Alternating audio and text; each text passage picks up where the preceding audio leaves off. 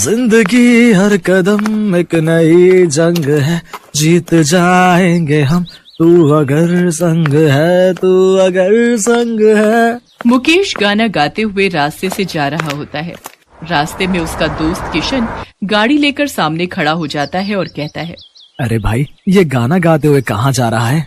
क्या हुआ तुझे? किशन की बात सुनकर मुकेश अचानक से चुप हो जाता है, जिसके बाद किशन मुकेश को अपनी गाड़ी पर बिठाकर अपने घर ले जाता है और वहाँ उसे ड्रिंक ऑफर करता है।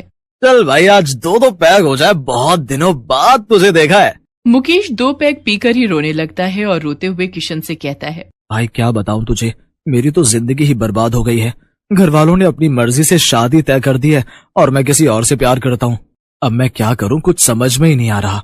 मुकेश की बात सुनकर किशन हंसने लगता है और हंसते हुए मुकेश से कहता है, चल भाई, आज मैं तुझे अपनी एक दास्तान सुनाता हूँ। कुछ समय पहले की बात है, मैं अपने इसी गांव में अपने परिवार के साथ रहता था। एक दिन की बात है, मैं अपनी कॉलेज की पढ़ाई पूरी करके वापस घर पर आया ही था कि मेरी माता कमला, पिता कर्मचंद ने घर में एक लड़की को बिठा रखा था। जैसे उन्होंने मुझे देखा, मेरे पिता ने मुझे आवाज लगाई, आ गए तुम, आ जाओ आ जाओ, तुम्हारा ही इंतजार था बेटा। चारों तरफ मिठाई रखी हुई थी और मेरे पिता बहुत ही खुशी से सबसे बात कर रहे थे। अपने पिता को पहली बार मैंने इतना खुश देखा था। उनको खुश देखकर मैं भी बहुत खुश हुआ। लेकिन तभी मेरी माँ ने मुझसे कहा, बेटा ये ऋतु है और आज ही तुम दोनों की शादी है। ये सुनते ही मेरे रोंगटे खड़े हो गए और मैं हैरान रह गया।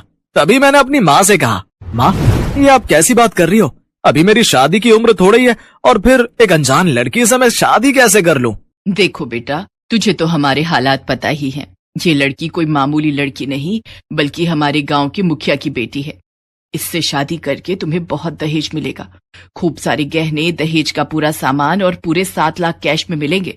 तुम्हारे आगे की पढ़ाई के लिए वो पैसे बहुत काम आएंगे। उस समय मुझे कुछ समझ नहीं आया, मानो मेरी आंखों के आगे अंधेरा छा गया हो। और अपनी माँ और पिता के कहने पर मैंने उस लड़की से शादी कर ली। शादी के बाद मैंने रितु को अपने कमरे में देखा तो मैं दंग रह गया। वो बिल्कुल गांव की लड़की थी और उसमें बचपना कूट कूट के भरा हुआ था। उस समय मैं अपने मन में सोच रहा था, हे भगवान, ये तूने मुझे किस लड़की के साथ बांध दिया है? मैं अपनी पूरी जिंदगी इस लड़की के साथ कैसे बिताऊंगा? आप इतनी दूर क्यों खड़े हो? यहाँ मेरे पास आओ ना। उसकी बातें सुनकर तो मैं वहां से भाग गया। उसके बाद मैं उसे कई दिनों तक नजरअंदाज करता रहा।